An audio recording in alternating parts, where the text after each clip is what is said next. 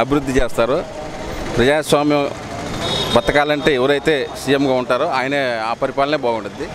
4.5 ఏళ్ళ పరిపాలన state bifurcation అయినాక కష్టకాలాన్ని కూడా బాబు గారు పరిపాలన బాగానే చేశాడు. కష్టాల్లో ఉండి కూడా ఈ రకంగా అభివృద్ధి చేశాడంటే పర్లేదు. ప్రధానంగా నేను ఎంఆర్పిఎస్ మాదిగ రిజర్వేషన్ పోరాట సమితి చిలకలూరిపేట అధ్యక్షుడిని.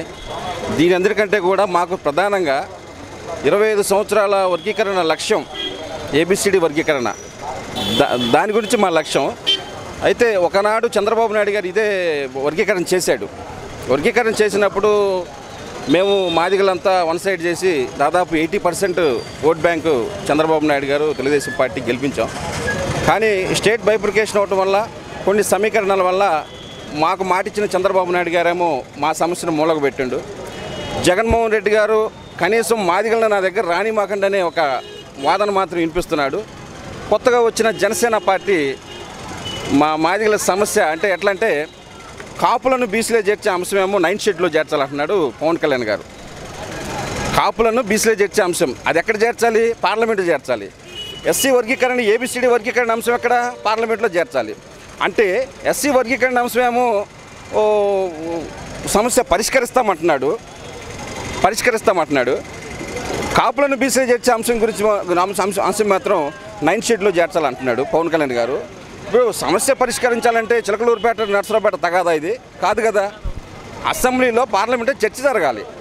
మరి అక్కడ చర్చ జరగాలి కానీ ఇక్కడ సమస్య పరిష్కరిస్తాడు? అది ఆ మాట మార్చుకోవాలి పవన్ కళ్యాణ్ గారు. మాకు బీద వాళ్ళకి మేము 2001 కాడి నుంచి మేము ఇళ్ళ లోన్ పెట్టుకుంటున్నాము. కానీ మా బీద వారికి ఇంత మట్టికి లోన్ లేవు. ఏందని అడిగితే వస్తాయి అంటున్నారు. లేదండి, మేము ఎలా ఉండాలి? పెంకుటింట్లో ఉంటున్నా, వర్షం వచ్చినా ఎండ వచ్చినా ఒక యాప చెట్టు కింద ఉంటున్నామండి. మాకు మాత్రం ఏది లేదండి. మాకు ఎవరు ఏది చేయటం లేదు. కానీ చంద్రబాబు నాయుడు గారిని కలవాలని నేను ఎన్నోసార్లు ప్రయత్నం చేశాను. నాకు చదువు సంధ్య లేదండి.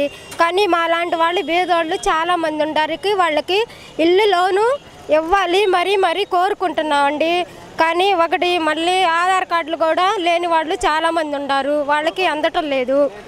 భర్త చచ్చిపోయిన వాళ్ళు చాలామంది ఉన్నారండి. వాళ్ళకి మన దాకా పెన్షన్ అందలేదు. ఇప్పుడు ఒక 2 నెలలు 3 నెలల నుంచి క్రితం అందుతుంది. కానీ నాలాంటి వాళ్ళకి, భర్త లేని వాళ్ళకి పెన్షన్ లేదు. పెన్షన్ ఆగమన్నారు. నేను మొన్న గట్టిగా అడిగితే పెట్టారండి. ఇది రేషన్ కార్డు ప్రాబ్లం వల్ల ఆగిపోయింది. కానీ చంద్రబాబు నాయుడు గారికి నేను మరీ దండం పెట్టి అడుగుతున్నాను. మా లాంటి వాళ్ళు బీదోళ్ళు చాలామంది ఉన్నారు. ఇల్లు కట్టుకునే పరిస్థితిలో కూడా ఉండారండి. కానీ మా లాంటి వాళ్ళకి సహాయం చేయమని నేను మరీ కోరుతున్నానండి. ఈ వీడియో గనుక మీకు నచ్చినట్లయితే లైక్ చేయండి, షేర్ చేయండి. మరిన్ని వీడియోస్ కోసం మా ఛానల్ను సబ్స్క్రైబ్ చేయండి.